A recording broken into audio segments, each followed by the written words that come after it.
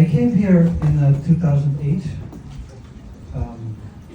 I was traveling with His Holiness Jayadvaita Maharaj. I was his personal servant for a year. I traveled with him to India for 6 months. And there was not a single trace of desire in my heart to ever come to the USA. My apologies. I'm becoming a US citizen soon. But at that time, I had no desire whatsoever. But Maharaj said, can you come? So then I said, okay, Maharaj, sure. If you come, I'll come with you. So I traveled with him. And on our travels, we came here to the Bhakti Center. At that time, the sanctuary with the Bhaktivedanta Ashram, Ganesham was here, Dayal Brahma was here, Rasana Prabhu was here, Hari Prasad Prabhu, Yagya Purusha, Vidada Pandit Prabhu, so many, and many. Venkata Bhatta was here, Om Rishikesh.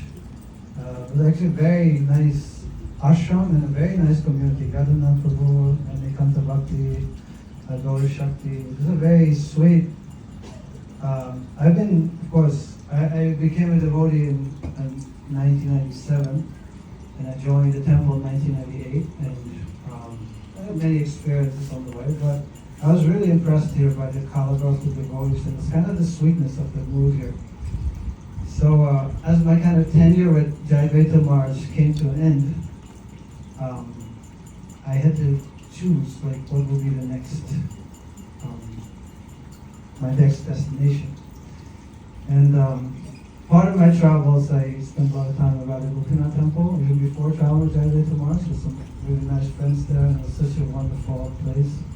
Remembering hearing from Radha Swami Maharaj there, and just some of the most amazing, transformative classes I've ever heard in my life. It was life-changing, hearing about the pastimes of Vritrasura from Maharaj, about the essence of Krishna consciousness and pure devotional service, and really, yeah, it changed my heart, changed my life. I remember one day I saw on the board of the Bhagavatam class the verse, Aham Hare Tav Padaik Mula Dasanu Daso Bhavitasmi Mula. Vritrasura is praying, when will I again become Das and Das? And I thought, and Maharaj is giving class on this verse, and to my knowledge, there's no other place in the Bhagavatam where this phrase appears, Das and Das. And there's no better person to hear about this from Maharaj. So I sat in a class and I thought, I'm just going to hear like I've never heard someone before. And that class been very, very deep in my heart. So I had this strong attraction to Maharaj and his disciples, brahmacharis, there was a brahmachari at the time. So I felt like I want to kind of serve under Maharaj and with his disciples. I felt very close with them. I really want to invite that mood of Das and Das and practice that very seriously. And so then Jayadvaita Maharaj, he kind of knew that he needed to stall me somewhere. So he actually took me here for that reason. He went to Europe for 2 weeks and he left me here with all the devotees. And I had a very wonderful time here. That's actually where I started serving Radha Murlidhara. I had prior experience to serving the deities, which I'll come to.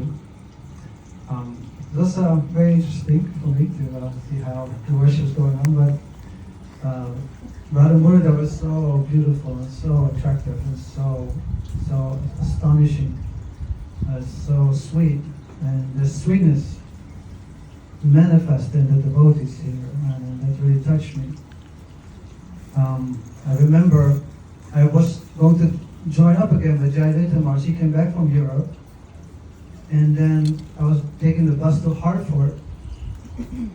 And then Dal Granga Prabhu, he came with me and he had like prepared a lunch packet for me, and I mean, that kind of love and friendship I never really experienced at that level. So it was more like, okay, brahmachari, a little roughing it together, and we weren't like that sweetness I really found here in the devotees. So then I traveled more to March and that day to March, and they came here. And then Radha Swami Maharaj came here, and Gadadhar Pandit Prabhu, he asked, come in the car, we're going to pick up Maharaj from the airport. So I was sitting in the car, and he introduced me to Maharaj, and said that you're from Amsterdam. He's kind of looking where to go next, and he was already kind of having his eye on me to like catch me here from the ashram. And everybody knows Gadadhar Pandit. If he has his mind on something, then it's like not much which can come in between. So I was graced by his determination. And then I asked Maharaj, like, he said he's kind of figuring out what to do. And then I asked Maharaj, what do you think? And then Maharaj said, let me think about it for a minute. And he said, I think you should come to New York. And then I didn't think twice at that point. It was just like, okay. Within 2 weeks, I went back, got my visa, everything arranged really smoothly, and then I came here to stay. And it was like Harprasad was saying, like, just the brahmacharis here was just having lots of fun all the time. Having ecstatic kirtans every morning, and chanting japa together, and having lunch together, and doing all kinds of services together. It was really enjoyable time. Anyone who's been in that time, they all think about some funness. And then I got gradually more and more involved in the puja. Now, it was a little difficult for me because the deity kitchen was the 6th floor ashram, which was also like where the doors wash their plates. And occasionally even brahmachari would like brush their teeth in that kitchen. And I came from my experience of worship was in Radhadesh, Radha Gopinath. Somehow I'm connected with all the deities who were installed and like kind of outside of the regular protocols, let's say. Also beautiful and very sweet deities, and very, very high standards. Over all the years, among many challenges, they never compromised those standards. Like there were at some point 2 pujaris for Radha Gopinath in Radhadesh, cooking 6 offerings, 5 Mongol sweets, waking the deities, dressing 3 sets. 2. One of them was a disciple of Srila Prabhupada, named Nikunjavasini Mataji. And their dedication was just like, wow, out of this world. Such amazing devotees. And you know how she became a devotee? This goes back to my hometown, Amsterdam. She was observing the installation of Lord Jagannath by Srila Prabhupada, and Prabhupada was chastising the devotees left and right because it was such a mess in front of television cameras. This was like a PR disaster, but she was in the audience and her brother was a devotee. And she was so impressed by Srila Prabhupada because he saw many kind of smiling swamis, and he said, he's actually serious and he doesn't care about public opinion, he's actually the real thing. So she became a devotee because of that.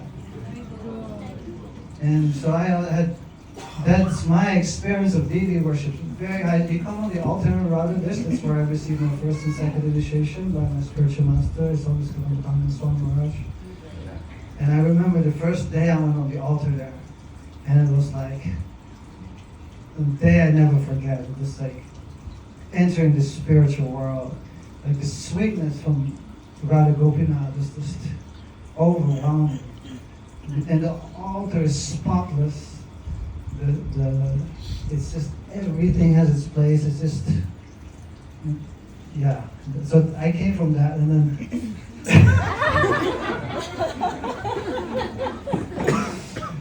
so, but I was kind of just going with it, and at some point I was asked to kind of take on the responsibility of the service. That was, I think, in 2010. And So yes, I was happy to take on that responsibility because I was kind of looking for like a service I can really put my teeth into, and so I thought this is very nice. And then of course, when I took on that service, immediately the thought came like, how can I bring this from what it is to where it could be? So I met at the time, if we really, sometimes people praise us for being steady or being dedicated or this and that. If we really look honestly at the story of our lives and the choices we make, it's just so many stories intertwining with ours, so many people appearing in our lives, giving us sage advice and good instructions. So I met the Gauranga Prabhu, who gave me a few instructions. One thing he said, make a manual, get a bank account for the deities. And he said one more thing which I forgot. But I did all three of them. But these were very, very good instructions that immediately helped to start raising the standards. Very practical. Because once you have a manual, then immediately you have a standard. Now, anyone who's coming, you can personally train them in that standard, and then it gets solid. So that was a very, very good advice. Now, things gradually started to change here a little bit. It wasn't so blissful at some point.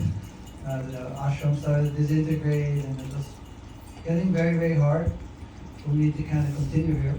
I was here with the blessings of my spiritual master. He said, you stay here at least 3 years. So I said, okay. So in 2011, my tenure was kind of over, and he didn't give me a specific instructions if you can continue, or you can let me know what you want to do. So I was kind of, at that time, my spiritual teacher, His Grace Gopi Puranadana Prabhu, who I studied with in Govardhan for a few months, and way back in 2001, he passed away. In 2011, I got that news, and it really shocked me because I had neglected a lot of the things he taught me. So at that time, I started studying again. I thought I should take this up again for his service. So then, we were going to Rutgers University, where Prajuna Prabhu was teaching. So I started really getting into Sanskrit, and that kind of door started opening that. I thought, okay, maybe I can serve in this part as well. So I started to get a little torn. Radha Murlidhara, or so I'm thinking like somehow let me try to do both, but it was a little hard. And when things really started to get a little bad here, then I approached Maharaj and I kind of confided in him my difficulty, and Maharaj, he was very kind. He took me to this little balcony and we sat down together, and then he got out of Maharaj wasn't quite having it. My doubt. It was, of course, Maharaj is always so kind, but he was very strongly encouraging me to continue, because as he told me, as he learned from Srila Prabhupada, that the way we practice Krishna consciousness is when we take up something, we see it through. That's what he learned from Srila Prabhupada. So, and then he said, but you can go, but I'm going to stay. So I was like,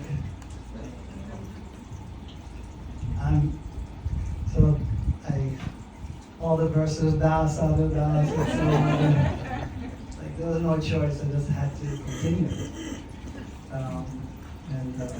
Maharaj said at that time, like, I'm like a river, and whatever obstacles are there, I just try to flow around. There's a lot of obstacles in this river here. So I took that to heart. Then also, everybody changed ashram at some point. I was like the only person left, like all my friends. So then at some point, I met my wife here actually. She was making garlands, and I was dressing. At one point we were cleaning the altar together, and somehow I knew, right in front of Radha Murlidhara, this is the person I will marry. Marry some inconceivable, arrangement. And I denied it at that point. I said, okay, I have to move on from this very quickly. But it was a little hard to do. At some point, when everybody else changed, I had to kind of make that choice, like, okay, I either have to shift or I have to continue. So that was the next obstacle, and I really prayed hard in Vrindavan. I went to Vrindavan, I really prayed hard. And at some point, one of my friends, he's a pujari for Krishna Balaram, and he said, like, come and dress Krishna Balaram with me. So for a few days, I was dressing Balaram in some inconceivable mercy. And I really felt Balaram kind of gave me the strength to just continue. Serve Guru. Serve your spiritual masters. Just continue your service. So I thought, okay, I'll just continue. I did change ashram, and I thought I had no hopes of ever continuing this service, but I kind of just took the plunge. And of course, changing ashram after 16 years of brahmacharya life is not easy. You're rooted in an identity and a way of life. It's not hard to change. And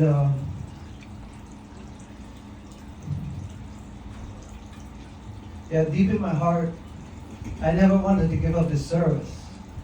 So it was this dilemma of like, okay, I need to move to this new stage, but at the same time, I want to continue this service. So, and since then, just before that also we had raised the standards. Like we had like we actually started to manifest like a full deity worship standard of having 6 offerings, 6 artis. Maharaj so kindly sent some of his brahmacharis to help out. So finally the vision started to become fulfilled. And so then it was like really making that choice. And at some point, I did start to kind of do some studies and make some arrangement that I should probably, invest in myself in some ways. But I was getting pulled back again and again and again in like full-time service. So at some point I just told the management, like, just tell me what you want to do. Like, if you want me to continue, I'll continue. I just need like a little place to live and so on. So it's okay, that's okay, we'll take care of you. So,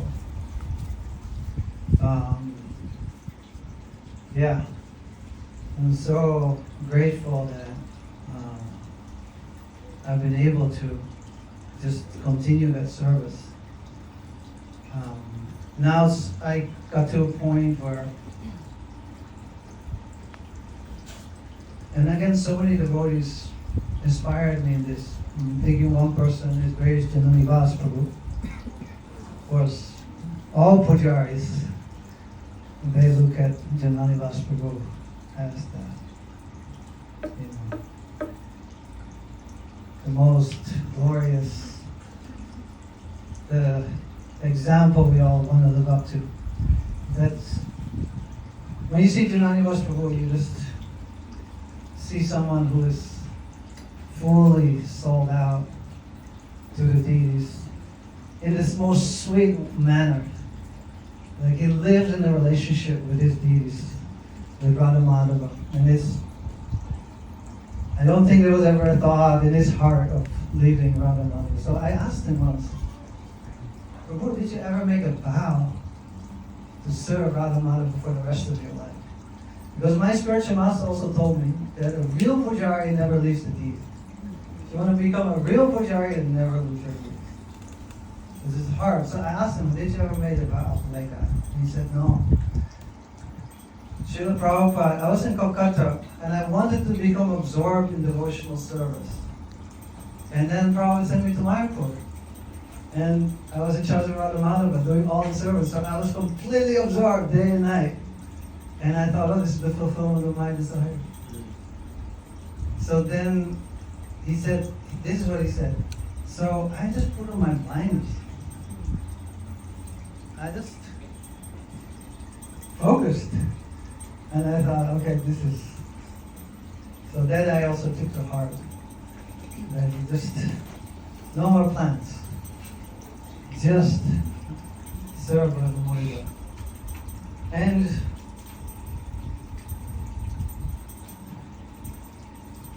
the reciprocation from Radha Murlidhara is so amazing, because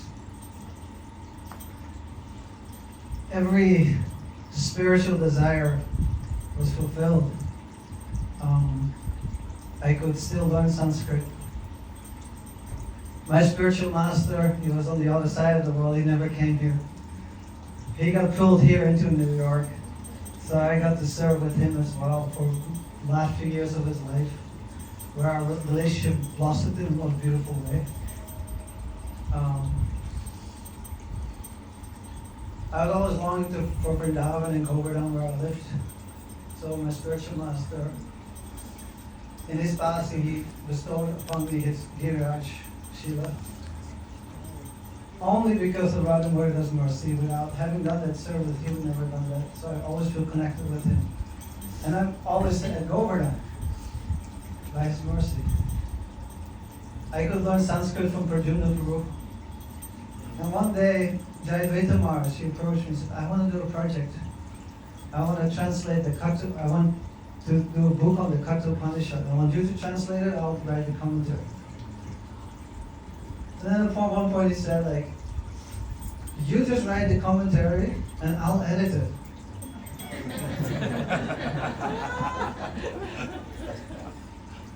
So I'm finding myself, I'm not a very good Sanskrit scholar, like I'm average at best. And now I'm finding myself writing, trying to follow with all my discrepancies the footsteps of Srila Prabhupada, looking at different commentaries, writing for Jayadvaita Maharaj, trying to pass his scrutiny, which is very difficult, and then he's editing my work, which is like, Srila Prabhupada's personal editing. And the only thing I can think about how is this possible, because I really don't know what I'm doing. And this is Radha Murlidhara's reciprocation. For a little bit of service, they just give so much. And of course, one of the most difficult things in New York is finding a place to live, which is affordable. Another obstacle along the way. During COVID, all the rents went down, so Radha Murlidhara gave us a place at 300 East 3rd Street. So I rented that apartment for a very cheap price, something affordable for me and my wife's means. And then I later found out that on 302 East 3rd Street, that's where all the brahmacharis would live. So then we signed a lease for 1.5 years, and then increased our rent by $1,600. So we were like back, okay, let's rent some studio, and then my wife was praying, like, Radha Murlidhara, if you really want us to serve you, kindly just give us a place. So we had applied for a Staitan lottery. Staitan is like just a few blocks down there. And so we were about to rent something, and then we get notice. Like, we have an apartment for you, and you can move in. So, and for like our rent is like 1/3 of the market rate. Like it's very difficult to get these. The Staitan is a large block. It's like it goes all the way from 4th Street to 22nd Street, from First Avenue all the way to Avenue C. So I could be all the way. And they just give you an apartment anywhere. You just have to take it or leave it. So we could have been on Avenue C and 22nd Street, which would be like a half an hour. Still fine. But Radha Murlidhara, they gave us a place on 14th Street and 1st Avenue. The building closest to the Bhakti Center.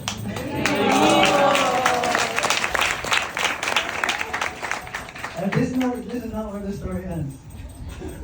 This is the building where Venkata Bhatta grew up. I sometimes run into his dad in the elevator. And that's where he baked his muffins for Radha Murlidhara.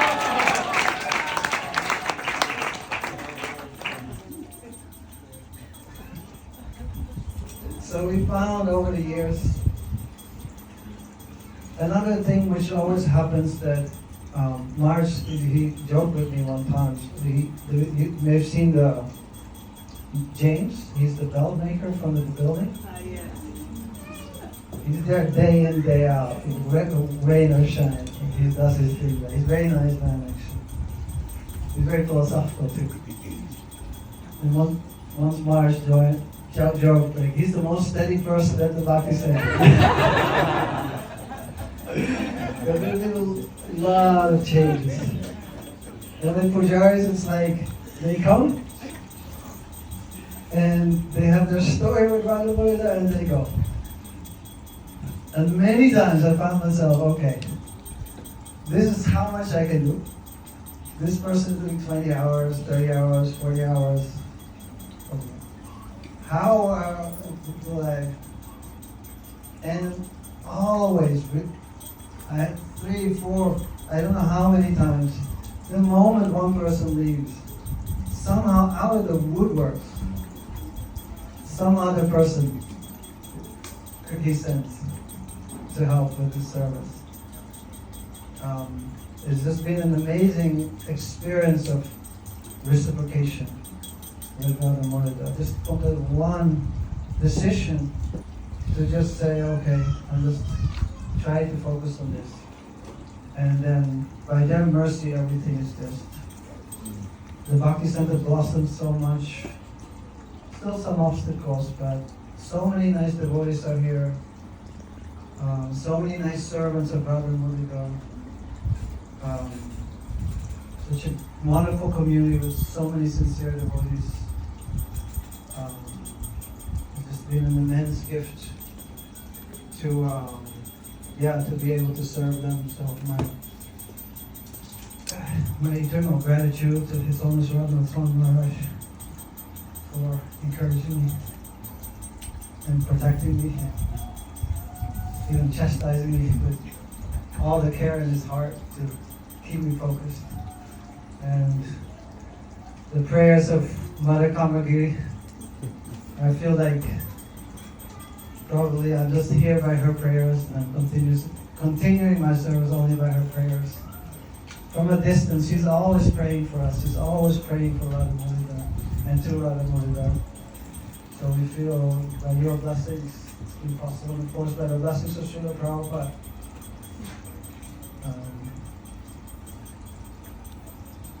Radha Murlidhara is always looking at 22nd Avenue. And to be here in this space where Srila Prabhupada walked the streets is just always so special. And in this space,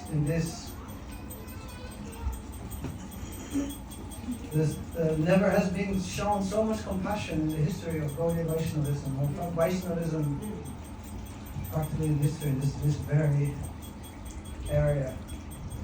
And the deities who manifest here in this area, you can only imagine how compassionate they are, how soft they are, how tolerant they are. And they've tolerated so much, and they continue to tolerate so much, and they continue to tolerate me with all my foolishness and very shallow devotion. My offerings, it's very, very small. But they're kindly tolerating, kindly accepting, and kindly bestowing their mercy to so many all the time. I just want to give a little acknowledgement, and I'm sorry if you go over time. I want to give a little acknowledgement here for the beautiful altar decorations. First of all, it's a very special dress. We had a meeting some weeks ago, or some months ago,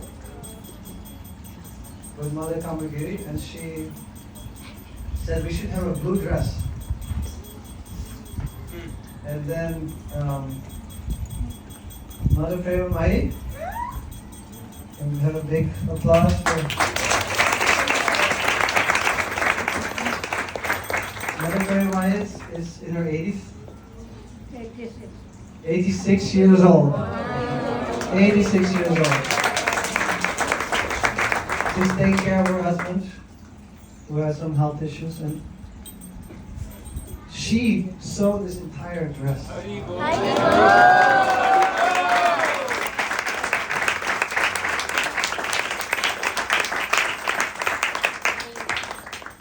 How inspiring. And then so many pujaris have worked for weeks, Nandini Radhika and Nayana Manjari and Sonali and Sora, making all these beautiful decorations. It's depicting Krishna playing the flute. Are there like 3 flutes up there? Yes, he has a flute in his belt, he's playing a flute, Radharani's holding a flute, and even shouting on Sheila, he's manifesting Murlidhara form.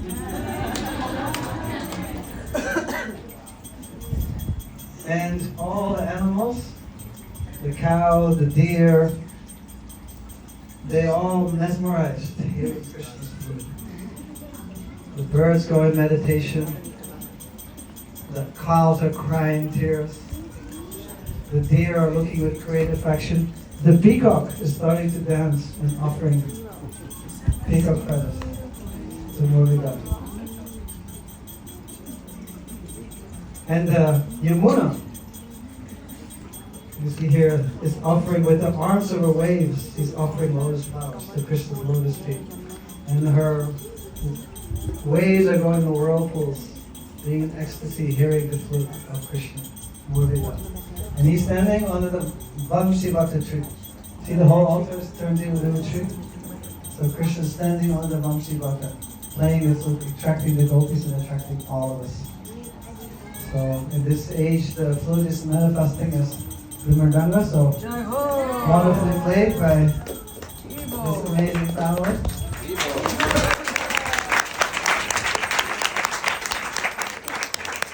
So thank you so much, and now we'll have more kirtan, and we'll hear Krishna's word through the Mridanga. Hare Krishna.